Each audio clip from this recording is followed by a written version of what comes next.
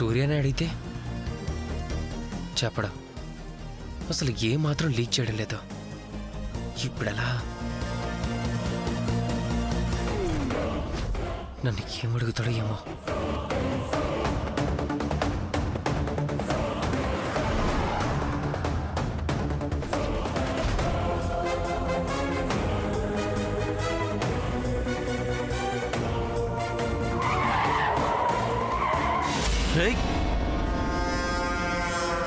మనోజ్, ఏంటిది?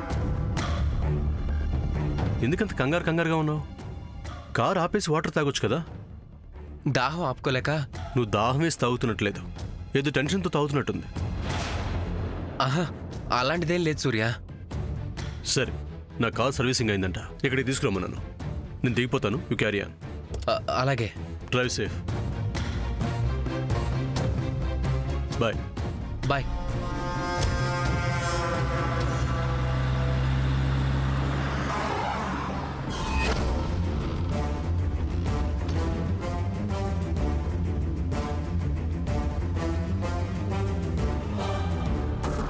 అమ్మయ్యా, కాస్తలో ఎస్కేప్ అయ్యాను. ఆ సీటు కనుక చూసుంటే గుండె ఆగినంత పనైంది. అసలే సూర్య ఆవలిస్తే పేగులు లెక్కెట్టే రకం. వీటితో క్లోజ్గా ఉన్న ప్రమాదమే.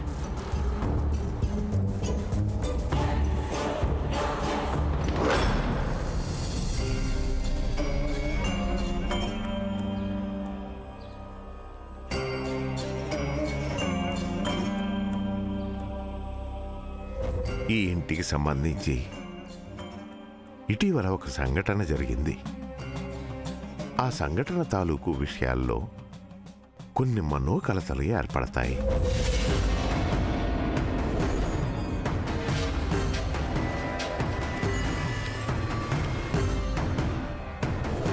కాలం పోకడ చిత్రమైనది. సమస్య సృష్టించేది, పరిష్కరించేది ఆ కాలమే. కాలం ఆడే వింత ఆటలో మనుషుల ఆట వస్తువులు. ఏ ఆట ఎవరితో ఆడాలో ఆ కాలమే నిర్ణయిస్తుంది. గురువుగారు అంత ఖచ్చితంగా చెప్తున్నారంటే ఇంట్లో ఏదో జరగబోతోంది.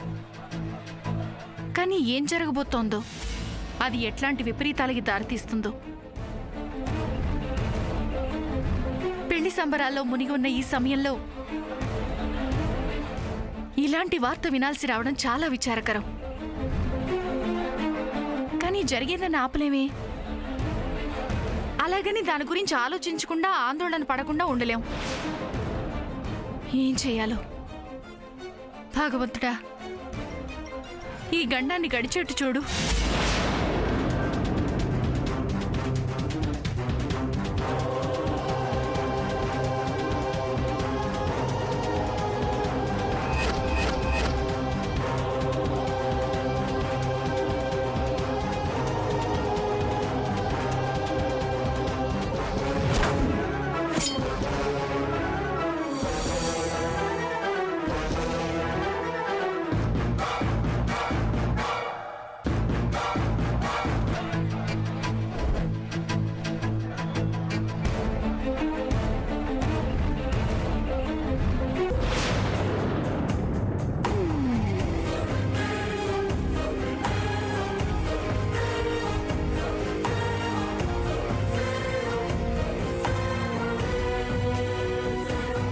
అత్తయ్య గారు,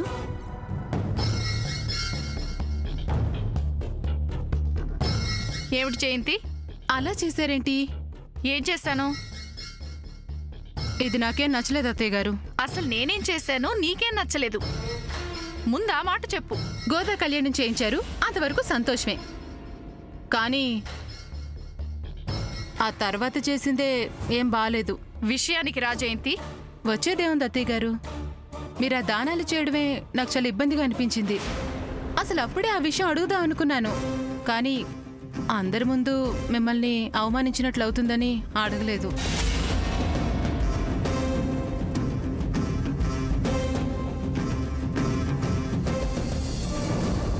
అన్ని గుణాల్లోనూ దాన గుణం చాలా మంచిది, ఉన్నతమైనది. ఆ దాన గుణమే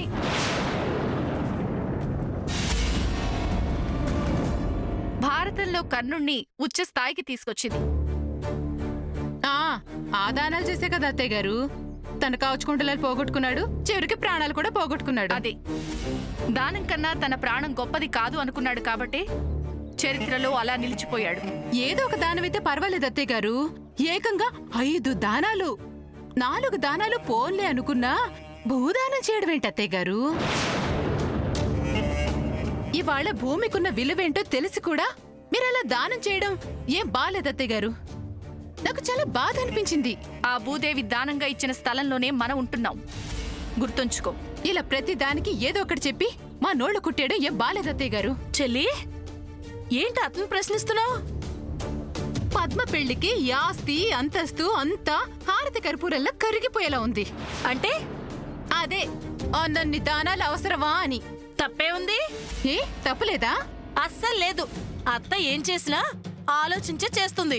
అయినా దానాలు ఇచ్చినందుకు ఏడుపా, లేక పద్మ కోసం అత్త అలా చేస్తున్నందుకు ఏడుపా? ఆ నీ కూతురికి అంత దోచిపెడితే నా గతి నా పిల్లల గతి ఏంటో. ఏడ్చే కళ్ళు శాపాలు పెట్టే నోళ్ళు ఉంటే ఆ ఇల్లు బాగుపడినట్లేనని. నీకేమక్క ఎన్నైనా చెప్తావు. లేకపోతే ఏంటి? పద్మ ఎవరు? ఈ ఇంటికి కళ్యాణి తర్వాత పెద్ద ఆడపడుచు. కళ్యాణి విషయంలో ఎలాంటి ఆర్భటాలు లేకుండా, ఒక అచ్చటా ముచ్చటా లేకుండా అలా జరిగిపోయింది. కనీసం పద్మ పెళ్ళైనా ఘనంగా జరిపించాలని అత్త కనిపించదా? అలా అనిపించడం తప్ప ఏంటి? అందులోనూ పద్మ చేత అలా దానాలు ఇప్పిస్తే మంచిదని, ఇంటికి శుభం జరుగుతుందని గురుగారు చెప్పారు కదా. నోటి మాటగా ఎవరైనా చెప్తారు. అసలు ఎందుక ఏడుపు?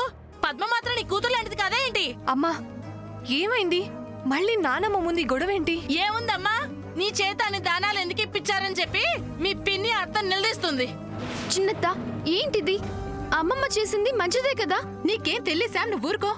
ఇదంతా ఒక పథకం ప్రకారం జరుగుతోంది. పథకమా? పథకం ఏంటి పథకం?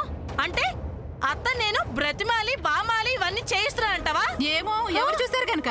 ఇదిగో ఇలాంటి మాటలంటే నాకు కోపం వస్తుంది చెప్తున్నా. నా పిల్లలకు అన్యాయం జరుగుతుందేమో అన్న బాధ నాకు కలుగుతోంది. పిన్ని ఇదేం బాలేదు. నిజం చేతగానే ఉంటుంది. అయితే ఇప్పుడేమంటావు చెల్లి? ఇచ్చిన దానాలు వెనక్కి తీసుకోమంటావా ఏంటి? అలా నేనెందుకంటాను? అయితే ఇంకేం కావాలి నీకు? ఇలా అపాత్ర దానాలు చేయటం ఇకనైనా మానుకుంటే మంచిది అంటున్నాను. గోదా కళ్యాణానికి ఇన్ని దానాలు ఇచ్చిన వాళ్ళు రేపు పద్మ పెళ్లికి ఇంకెన్ని దానాలు ఇచ్చుకుంటారో. చిన్నత్త ప్లీజ్ రండి బయటికి వెళ్దాం. నేనేం తప్పు మాట్లాడలేసాం, నువ్వెందుకు భయపడుతున్నావు? నానమ్మ ముందు ఇలా మాట్లాడడం తప్పు కదా. ఇలా ఏడుస్తుంటే పద్మ పెళ్లి ఇంకేం సవ్యంగా జరుగుతుంది. ఆ రోజు నా కొడుకు బీరువా తాళాలు తీసి జాగ్రత్త చేశాడని గోలు గోలు చేసి చివరికి ఆస్తి పంపకాలు చేయండి అనే దాకా వెళ్ళింది కదా. ఏ నువ్వు మాట్లాడితే ఒప్పు, మేం మాట్లాడితే తప్పా? చిన్నత్త అయిపోయిన మ్యాటర్ మళ్ళీ ఇప్పుడు రైస్ చేయడం ఎందుకు? కడుపులో ఉన్న కుళ్ళంతా కక్కని అమ్మా. నా కొడుకు సూర్య మీద ఎవరికెంత కుళ్ళుందో ఊళ్ళో అడిగితే తెలుస్తుందిలే. ఏం తెలుసు? కాస్త నాకు కూడా చెప్తావా జయంతి? దానాల గురించి వివరంగా చెప్పాను, అయినా ఇంకా మాట్లాడుతూనే ఉన్నావు. తప్పు మాట్లాడటం వేరు, కానీ మాట్లాడుతుంది తప్పు అని ఎదుటి వాళ్ళు చెప్పినా సరే అది అర్థం చేసుకోకపోవటం ఇంకా పెద్ద తప్పు.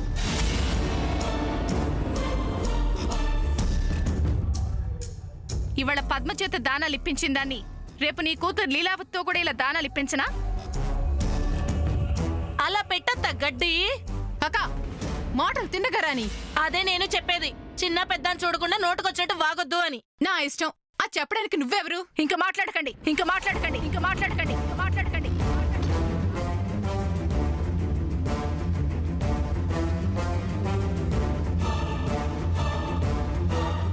జయంతి, ఒక్క విషయం చెప్పు నాకు.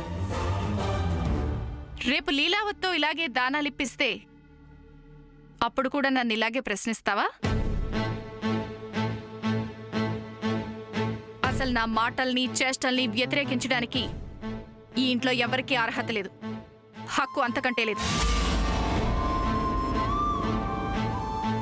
ఇదంతా ప్రొపరేటర్ గారి స్వార్జితం. ఈ ఆస్తిని ఆయన నా చేతుల్లో పెట్టింది ఈ ఇంట్లో వాళ్ళకి మంచి చేయాలని, అందర్నీ బాగా చూసుకోవాలని, నేను కూడా అలాగే కోరుకున్నాను కాబట్టి ఇలాంటి కార్యక్రమాలు చేయిస్తుంటాను. నిత్యం ఆర్థిక బంధాలతో సతమతమవుతున్న మనిషి ఏ కాస్తైనా సంతోషంగా ఉన్నాడంటే దానికి కారణం ఆత్మీయ బంధాలకి ఇంకా విలువివ్వబట్టి. మనం ఇవాళ ఇలా చేసే దానాలే రేపు మన పిల్లలకి తర్వాత తరాలకి మంచిని ప్రసాదిస్తాయి. అది అర్థం చేసుకోండి. ఇంకెప్పుడు నన్ను ఇలా ప్రశ్నించద్దు. వెళ్ళండి ఇక్కడి నుంచి.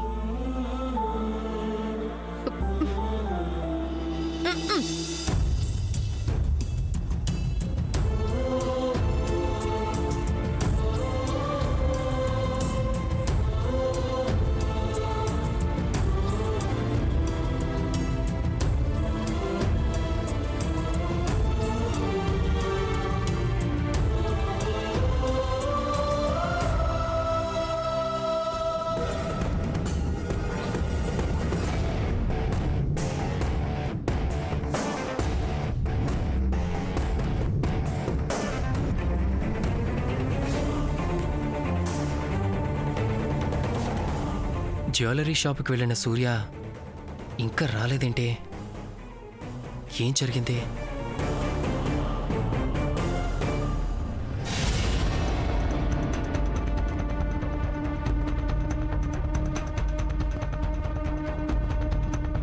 అమ్మ పిన్ని కలిసి నాన్నమ్మని దానాల గురించి అడిగిన విషయాన్ని సూర్యకు చెప్పాలి. కానీ ఇంకా తను రాలేదేంటి?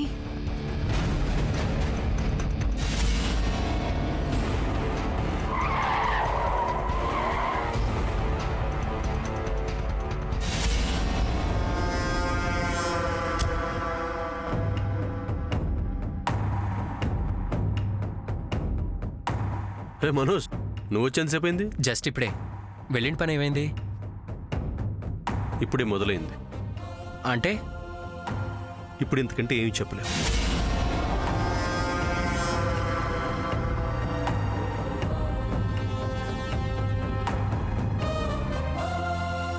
అసలు విషయం ఏంటో నాతో చెప్తే నాకు చేతనైన సాయం నేను చేస్తాను కదా సూర్య.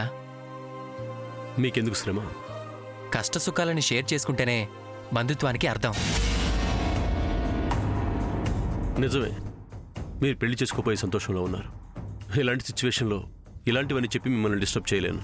అయ్యో అలా అనుకోవద్దు సూర్య.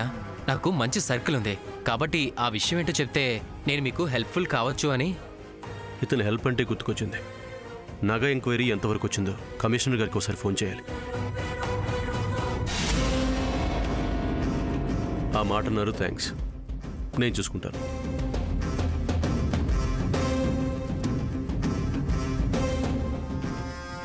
సూర్య, నీతో ఒక విషయం చెప్పాలి.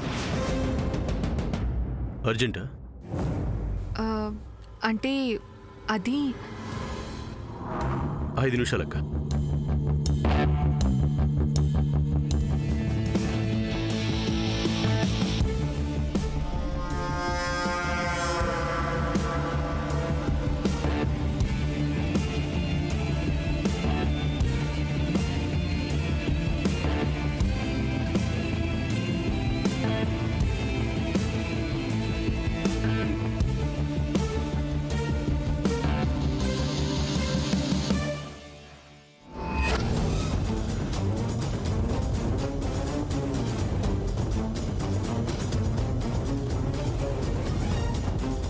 కమిషనర్ గారు, నేను సూర్యనండి.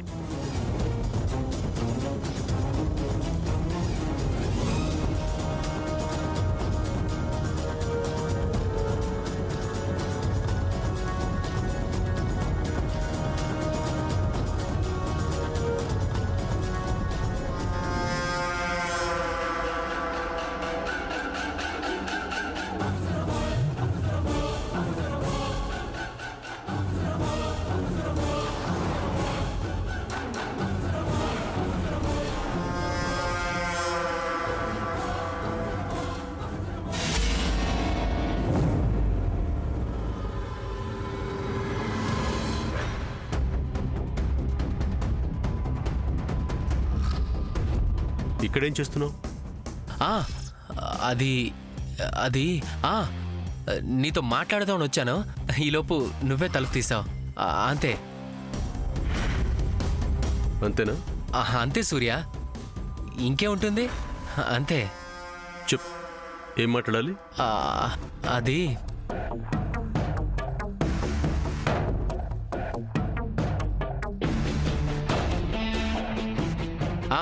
ఇందాక పద్మనితో ఏదో మాట్లాడాలి అంటుంది కదా, అందుకోసం అక్కడ వెయిట్ చేస్తుంది పద్మ.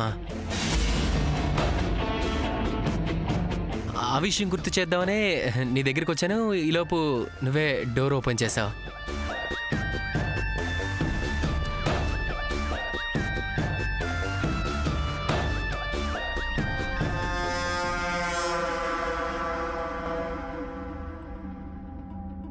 ఏంటక్క ఇందాకేదో మాట్లాడాలన్నావు? అది సూర్య. ఏంటక్క ఆలోచిస్తున్నావు? అదే సూర్య, అమ్మ పిన్ని కలిసి నానమ్మని నానమ్మని? మై గాడ్, ఇప్పుడు ఈ విషయం చేదు కాఫీకి చెప్తే మళ్ళీ ఇంట్లో గొడవ అవుతుంది. ఎలా అవాయిడ్ చేయాలి?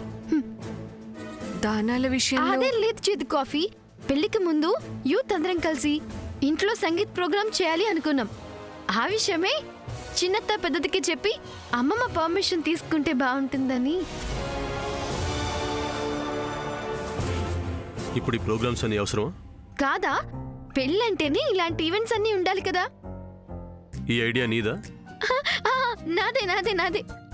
పని పాట లేదా? ఎందుకు లేదు, ఆట పాట ఉంటాయి కదా. మొన్న న్యూ ఇయర్ రోజు కూడా ఇలాగే చేసావు, అందరి చేత కుప్పి గంతులు వేయించావు. అది చాలక మళ్ళీ ఇప్పుడు ఇది ఒకటా?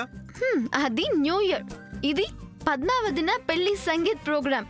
ఏదో ఒకటి చేసుకోండి, కానీ నానమ్మకి మాత్రం చెప్పకండి. చేతి కాఫీ, ఈ సంగీత్ లో will you dance with me?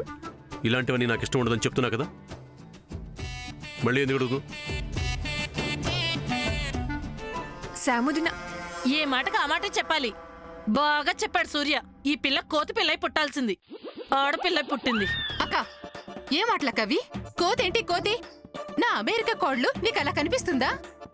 మనిషి కాదు, చేతులు అలా ఉంటాయి అన్న. అందరం కలిసి సరదాగా ఆడదాం పాడదాం అంది, అది తప్ప? యా, ఆ మాత్రం టేస్ట్ ఉండకపోతే లైఫ్ లో కిక్కే ఉండదు. చేదు కాఫీని తర్వాత ఒప్పిస్తాను. అవునమ్మా, ఒప్పించమ్మా శామ్. మీ ఇద్దరు అలా డాన్స్ చేస్తుంటే చూడ్డానికి 2 కళ్ళు సరిపోవు. ఇంకో 2 కళ్ళు అరువు తెచ్చుకో. ఎవరివో ఎందుకక్క, నీ కళ్ళు అరివేవచ్చుగా. బాగుందమ్మా, నా కళ్ళే నాకు అందం, నేను అస్సలు ఇవ్వను. అందం కాదు, అవేం అందం.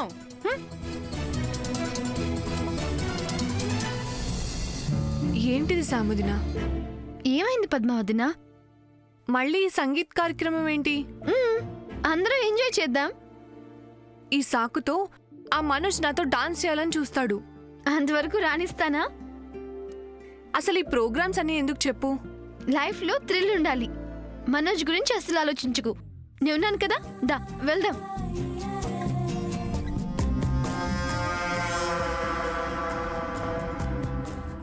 రా పద్మావతిన, కూర్చో. చంద్ర, లిల్లీ, ఎక్కడున్నారు అందరూ?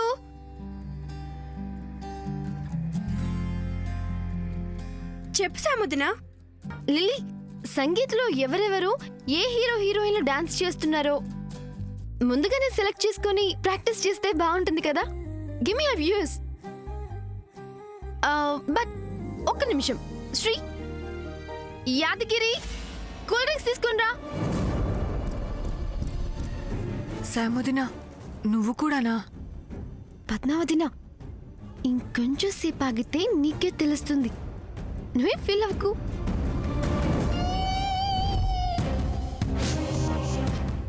ఏంటి అందరూ చాలా దీర్ఘంగా ఆలోచిస్తున్నారు? నువ్వు ఇంకా రాలేదేంటా అని ఆలోచిస్తున్నాం. వచ్చావు కదా, సంతోషం. ఏం లేదు బావగారు, రేపు సంగీత్ ఉంది కదా, ఎవరెవరు ఏ సాంగ్ డాన్స్ చేస్తే బాగుంటుందా అని డిస్కస్ చేస్తున్నాం. నేను కెవికేక సాంగ్ చేస్తా. లిల్లీ, ఏంటిది ఆ సాంగ్ ఎందుకు? హలో యూత్ అమ్మా ఇక్కడ. ఆహా అవునా, మరి మేమేంటో. నీకు పెళ్లి కాబోతుంది కాబట్టి నేను యూత్ లోంచి ఎలిమినేట్ చేస్తున్నా. No no, this is wrong. Marriage అయినా యూత్ యూతే. ఏం పద్మావదినా? అంతేనా? చంద్ర, what about you? నువ్వు ఏ సాంగ్ సెలెక్ట్ చేస్తే ఆ సాంగ్కి డ్యాన్స్ చేస్తాను. నువ్వే సాంగ్ కి డాన్స్ చేస్తావో నాకెలా తెలుస్తుంది? So you have to select your own song. నేను మహేష్ బాబు సాంగ్ చేస్తా. మహేష్ బాబా నువ్వా? ఆ, ఏ ఒకసారి ఫేస్ అద్దంలో చూసుకో బాబు. నగలు పెట్టే విషయంలో గొడవ పెద్దదవుతుంది, పోలీసుల దాకా వెళ్ళింది. సో అది నా దగ్గర ఉండడం క్షేమం కాదు. ఏం చేద్దాం?